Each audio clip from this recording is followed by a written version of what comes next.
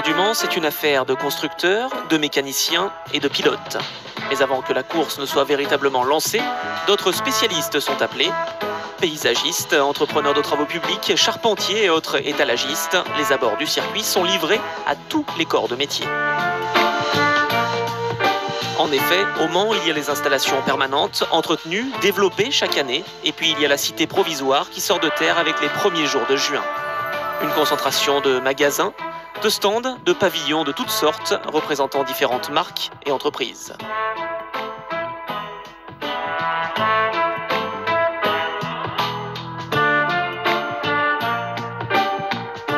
Une publicité qui touche des dizaines de milliers de spectateurs pendant 2 jours et une nuit, une véritable mine d'or pour les sponsors et autres entreprises spécialisées. Pendant ce temps, les acteurs se préparent tranquillement en coulisses. Ils semblent aborder l'épreuve en toute sérénité. Une confiance apparente qui cache parfois certaines appréhensions. Dans le domaine de la compétition automobile, on ne peut jamais affirmer que l'on est totalement prêt.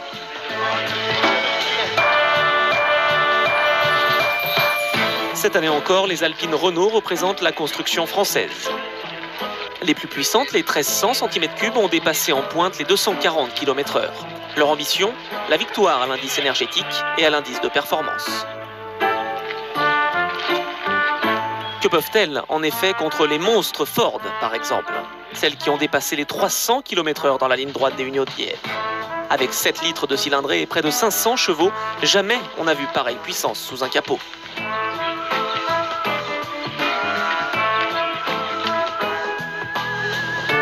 Dino, c'était le prénom du fils d'Enzo Ferrari, tragiquement disparu. Cette Ferrari de 1600 cm3 qui vient de faire en Allemagne des débuts fracassants sera pilotée par Baghetti et Casoni. Mais la Scuderia compte surtout sur ses prototypes 4 litres et 4 litres 4. Ici, l'une des deux 365P, 12 cylindres en V, une magnifique mécanique. Rodriguez et Vaccarella seront tour à tour à son volant. L'autre a été confié à David Piper et au Suédois Joe Bonnier. Une seule Maserati est au départ, la 8, que M. Simonet a confiée à Nespar et Siffer. C'est un miracle qu'elle soit au départ car elle a été construite et mise au point en 35 jours seulement. La Rover BRM sera la seule voiture à turbine de la course, rien à voir avec l'affreux caisson d'il y a 2 ans. Elle a pris de la ligne, elle est élégante. Graham Hill, associé à Stewart, essaiera de faire mieux que les Porsche dans la catégorie 2 litres. 19 juin, dès 11h, dès l'ouverture des portes, la foule encouragée par un temps splendide a pris possession du circuit. Les pilotes et les organisateurs sont ravis. Après l'ouragan qui avait interdit les essais 3 jours plus tôt, on pouvait craindre le pire. Les meilleures places sont ici, face au stand de ravitaillement. On vit la course, on participe à ces drames quand les ennuis commencent. La dernière phase des préparatifs commence en musique, du moins pour les spectateurs de la ligne droite des tribunes.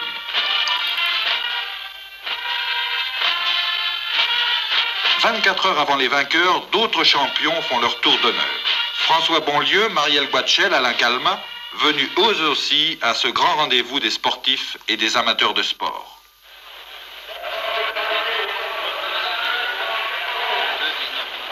Et tandis que déjà fleurissent les périscopes, indice d'une affluence exceptionnelle, les voitures prennent leur place en épi dans un ordre déterminé par les temps réalisés aux essais.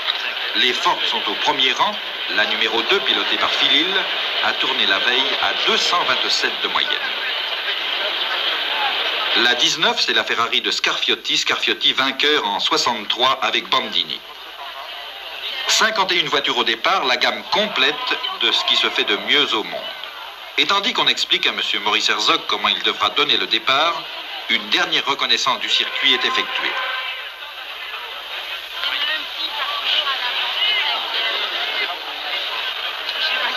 Départ dans quelques instants. Un silence relatif s'établit, tandis que les pilotes, dans leur cercle blanc, commencent à prendre la position de départ du coureur de 100 mètres.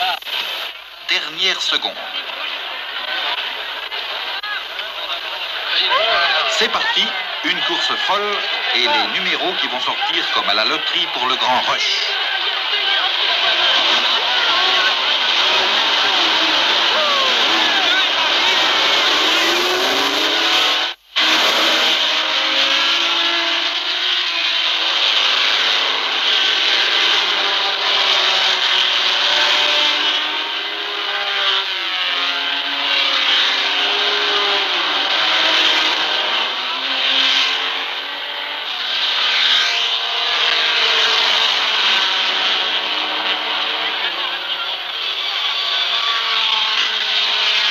Peloton groupé, mais pour bien peu de temps. Le chapelet encore compact va s'étirer au fil des 13 km du circuit dans un fantastique carrousel qui semble faire rebondir les bolides sous la passerelle.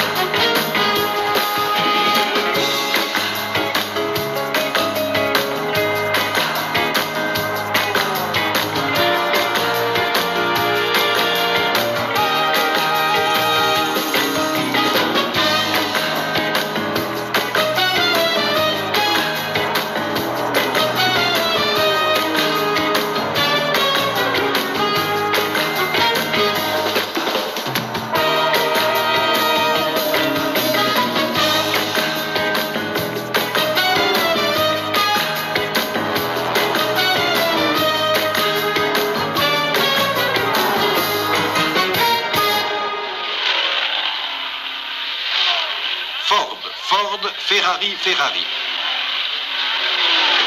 C'est-à-dire Miles McLaren, Philly Lamon, Surtees Scarfiotti et Guichet Parks. D'entrée, le duel Ford-Ferrari est engagé.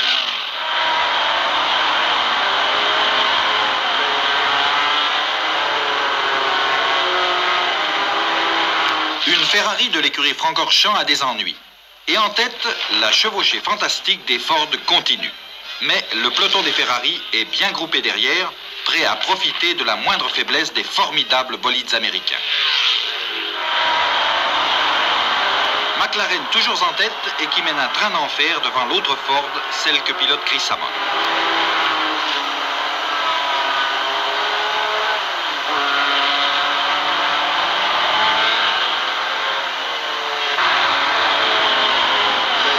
Deuxième passage. McLaren Ford, Chris Amon Ford, et puis loin, très loin derrière, les Ferrari.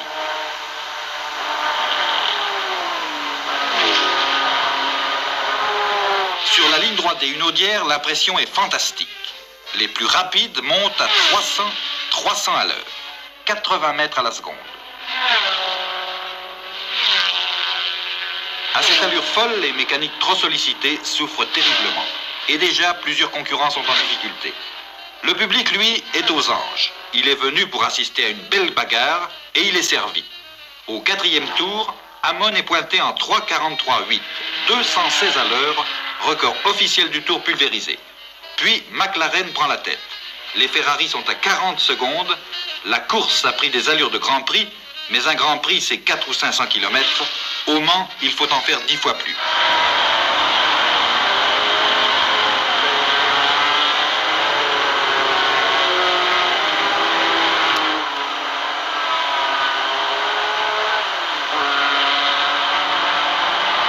Et tandis qu'ils passent dans les hurlements de leurs moteurs poussés à fond, chacun imagine le pilote, œil clair, tête froide, gestes précis, attentif à ses points de repère pour freiner, pour rétrograder.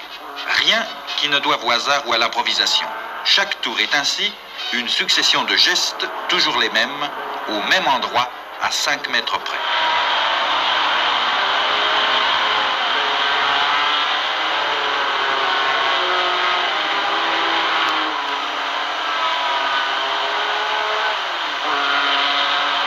Sous l'œil intéressé de la plupart et le regard indifférent de certains, la première heure est bouclée. McLaren a battu le record du tour à 219 à l'heure. Les Ford, toujours en tête, mais Surtees sur leurs talons.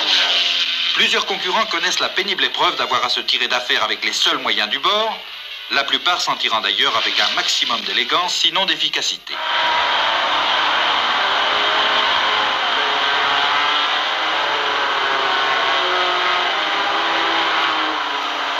Plus que 44 concurrents en course, 43 bientôt, mais pour la Rover BRM, qui cette année encore ira jusqu'au bout, les affaires vont bien.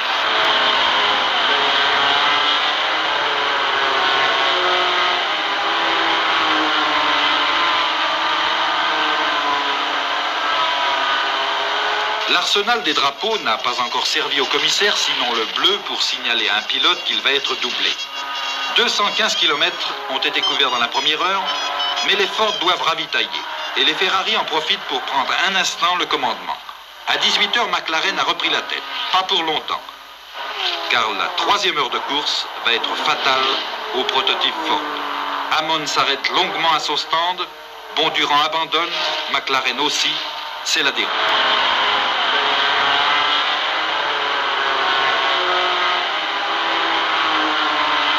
Au tour des Ferrari, donc, de mener la ronde.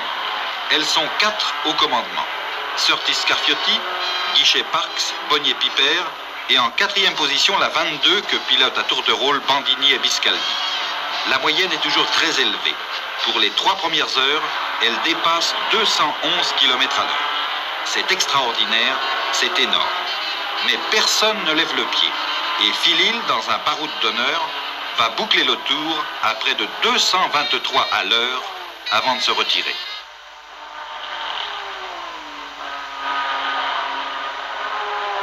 Au tour de la 21 de ravitailler, la Ferrari 250 LM de Grégory et Rindt, l'un est américain, l'autre autrichien. Masten Grégory, on le connaît. Rindt, lui, est un débutant, mais un débutant de talent. Il est sorti cette année, il a pris en particulier une brillante 3e place au Grand Prix de Pau en Formule 2. Pour l'instant, les ambitions de Rindt et Grégory sont modestes, car ils sont à près de 10 tours.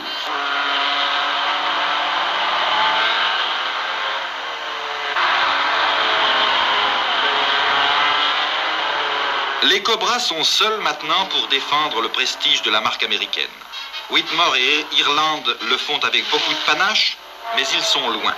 Les mieux placés sont Jerry Grant et Gurney sur la Cobra numéro 9. Ils sont 5e derrière 4 Ferrari.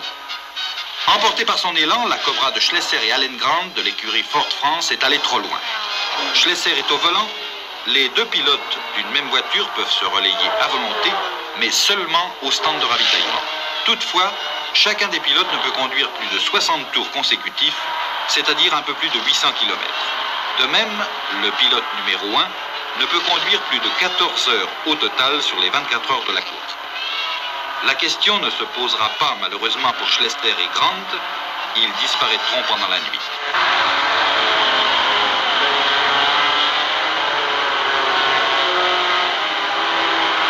Ferrari en tête, Ford en déroute, la situation est claire. Profitons-en pour aller faire un tour côté village. Aussi passionné soit-on de la compétition, il est impossible d'y consacrer tout son temps, il faut absolument une récréation. Le bricoleur s'y trouve aussi à l'aise que dans son pavillon de banlieue, mais ce qui frappe le plus, c'est l'étalement des repas. Quelle que soit l'heure, c'est toujours celle du casse-croûte. Quant au rafraîchissement, vu la température ambiante, les stocks, pourtant impressionnants au départ, se révéleront souvent insuffisants.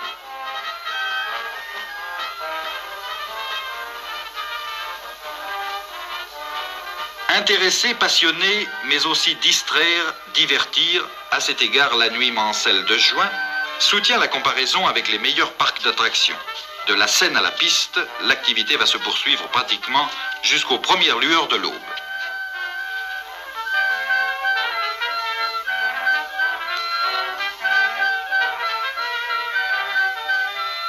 Et les voitures, elles aussi, continuent leur ronde dans le pinceau des phares, ce qui rend le spectacle plus impressionnant encore.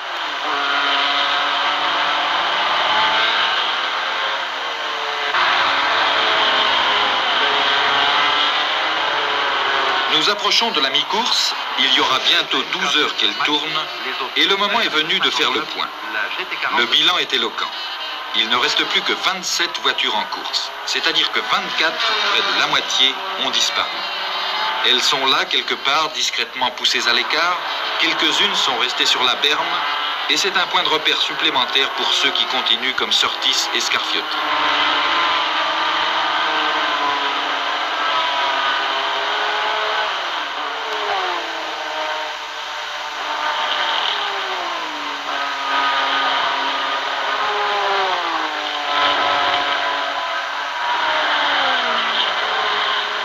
Tandis que le soleil se hisse péniblement au-dessus de l'horizon, on repère les bolides rouges qui dominent la situation de la tête et des épaules.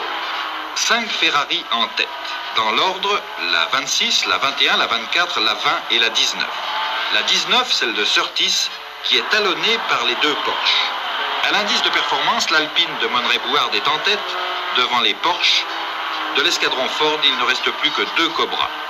La moyenne a sensiblement baissé, elle est tout de même d'un peu plus de 196 à l'heure.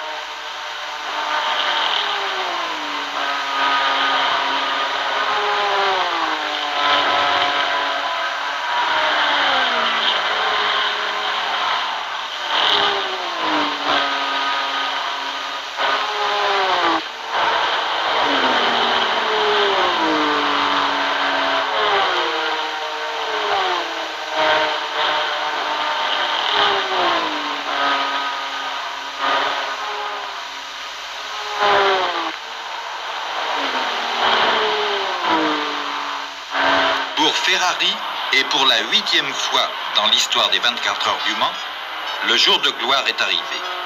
Dumais-Gosselin mène sur leur prototype 3 litres 3. Derrière, à 2 tours, Grégory et Rindt sur une voiture identique, la 21. La 21 qui manque ici son virage, sans casse aucune, et qui va reprendre la piste après cette fantaisie involontaire. Grégory et Rindt qui sont repartis à la poursuite de Dumais-Gosselin, cependant que derrière, Guichet et Parks sont revenus en 3e position après une remontée spectaculaire. La course prend un nouvel intérêt avec la lutte au finish entre les voitures rouges.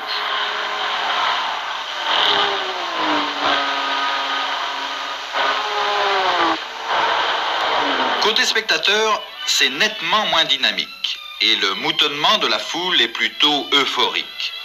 La nuit du 19 juin, l'une des plus courtes de l'année, a été insuffisante pour beaucoup.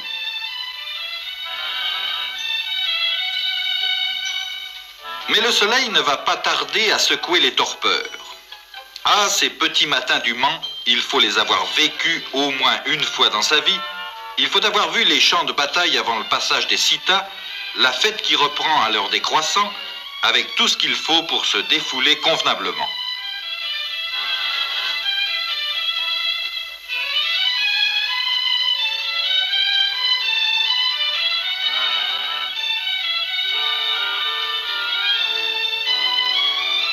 Pour cela, c'est 24 heures, dont 8 au moins dans la position horizontale. Dumais peut casser, Guichet peut aller au décor, Surtees peut boucler le tour à 230, ça leur est parfaitement indifférent.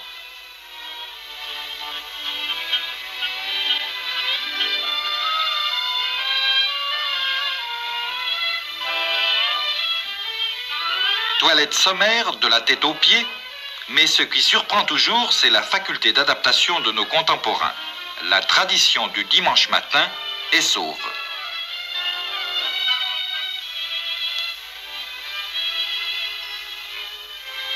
Dans cette foule qui grossit maintenant de minute en minute, on peut noter certains courants dominants, certaines lignes de force.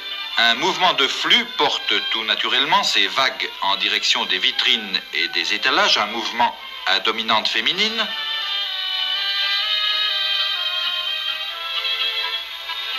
Alors qu'un flot diamétralement opposé ramène le long du circuit ceux pour qui les 24 heures du Mans sont tout de même autre chose qu'une partie de campagne. On fait rapidement le bilan de la nuit, mais on sait déjà qu'il est sévère car le pointillé des concurrents est de plus en plus espacé.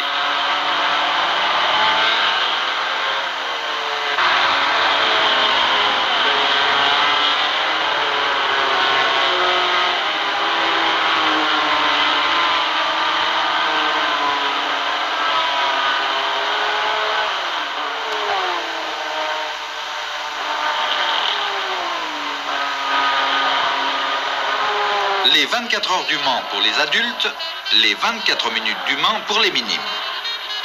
Départ type 24 heures évidemment, et tout de suite par les Mulsanne et les Maisons Blanches du circuit junior, c'est un coude à coude passionné avec des pointes à 15 à l'heure sur les Hunaudières modèle réduit.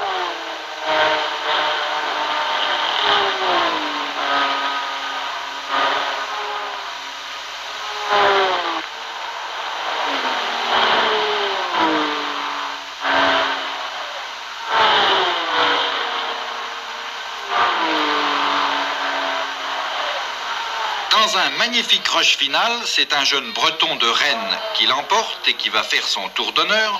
Fleurs, congratulations, coupe, et puis surtout l'équivalent de son poids en confiserie.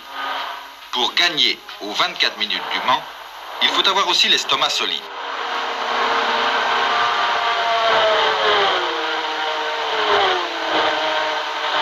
Grâce à cet appareil, les téléspectateurs d'Europe et d'Amérique peuvent suivre les péripéties de la course, une course qui, avec la chaleur et la fatigue, atteint pour les pilotes son passage difficile.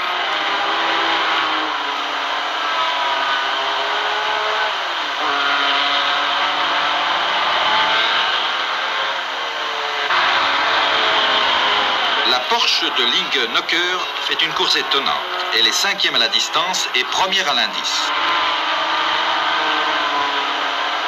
Ravitaillement pour la 330 P2 de Guichet et Parks. Ils sont actuellement 4e à 10 tours de Dumay, mais à 2 tours seulement de Mérès-Burlis. Il reste encore 4 heures de course et tant qu'on n'est pas passé sous le drapeau à damier, tout reste possible. Guichet a gagné l'an dernier, associé à Vaccarella. Parks est un excellent pilote. C'est l'un des meilleurs équipages que l'on puisse présenter au Mans. Malheureusement, quelle que soit leur classe, leur brio et leur courage, les hommes ne peuvent que proposer. C'est la mécanique qui dispose, la mécanique qui va les trahir. Ne disposant plus que d'une seule vitesse, la 5e, c'est-à-dire la plus malcommode à Arnage et à Mulsanne, ils devront la mort dans l'âme se retirer de la course, alors qu'il ne restera plus que 60 minutes à tenir.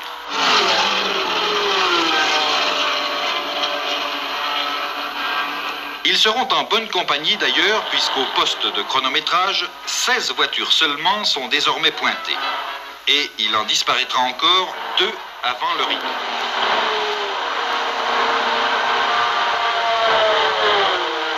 Tenir 24 heures pour les cordes vocales, c'est aussi une épreuve, surtout dans une telle ambiance.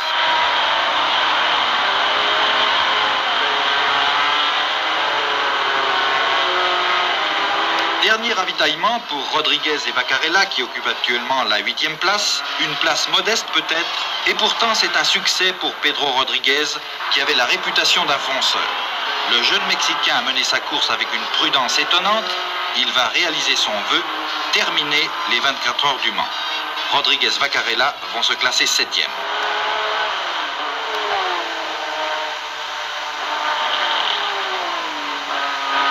Et c'est alors que la malchance fait encore une victime. Et quelle victime? La Ferrari numéro 26 de Pierre Dumay et Gosselin, celle qui mène la course depuis plusieurs heures. Un pneu a éclaté à la suite d'un tête-à-queue, le temps de revenir au stand à toute petite vitesse, le temps de changer de roue et de réparer quelques tôles froissées, et la 21 passe en tête. La 21, la Ferrari de Masten Gregory et Jochem Rindt. L'incertitude aura plané jusqu'à la dernière minute. Mais cette fois, il n'y aura pas de mauvaise surprise pour l'homme de tête. Alors que les chronos viennent de passer le cap des 24 heures, la 250 LM, engagée par la North American Racing Team et pilotée par Gregory et Rindt, enlève la 33e édition des 24 heures du Mans. Dumay-Gosselin, les grands malchanceux sont 2e, Mérès-Burlis 3e, 3 Ferrari aux 3 premières places. Derrière eux, la Porsche de Linge et Nocker prend la 4e place et la première place à l'indice. 14 voitures seulement seront classées, sur 51 au départ.